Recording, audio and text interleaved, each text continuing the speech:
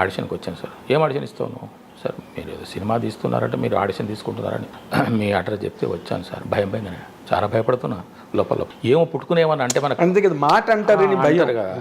ఇది నాకేం జీవితం కాదు, ఇది నాకు జీవితం కాదు, జీవిత ఆధారము కాదు కాదు. మరి ఏమో పుట్టుకున్న నన్నేమైనా అంటే వాళ్ళు అన్నట్టుగా ఎంతైనా బాసే, గురువు గురువే, ఏమైనా అనవచ్చు. నేను అతని గురువు అని భావిస్తాను. ఎందుకంటే నేను ఆయన ఆడిషన్ ఇవ్వడానికి వచ్చానంటే ఆయన సమ్మతి కోసం బాగుంది యాపు అని చెప్పేసి అని అంటారేమో అని ఆశ.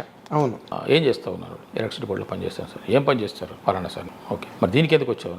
నేను నటించాలని కోసం చెయ్యి అన్నాడు. ఏం చేయాలి సార్? ఎదురు చేయవా అన్నా. మీరు బిచ్చగాడివా నువ్వు అన్నాడు. ఓకే సార్, నేను బిచ్చగాడి అని బిచ్చగాడిగా మారిపోయి ఆడిషన్ ఇచ్చారు సార్. ఒక 3 నిమిషాలు 2 నిమిషాలు ఇచ్చాను. ఫుట్పాత్ మీద సెంటర్లలో బిచ్చగాళ్ళు అడుకుంటారు కదా, అదే మనకు లైవ్ క్యారెక్టర్ కదా, ఎక్కడ పెడితే అక్కడ చూస్తుంటాం. చేశాను సార్. ఒక 2 నిమిషాలు 3 నిమిషాలు చేశాను. టేబుల్ మీద బెల్ చక్కచక్క కొట్టేశాడు. కూర్చోండి అన్నాడు. కూర్చోండి ఆడిషన్ అయ్యాక కూర్చున్నాను. బెల్ కొట్టగానే ఎవరు అబ్బాయి వచ్చాడు. అందరిని రమ్మన్నాను.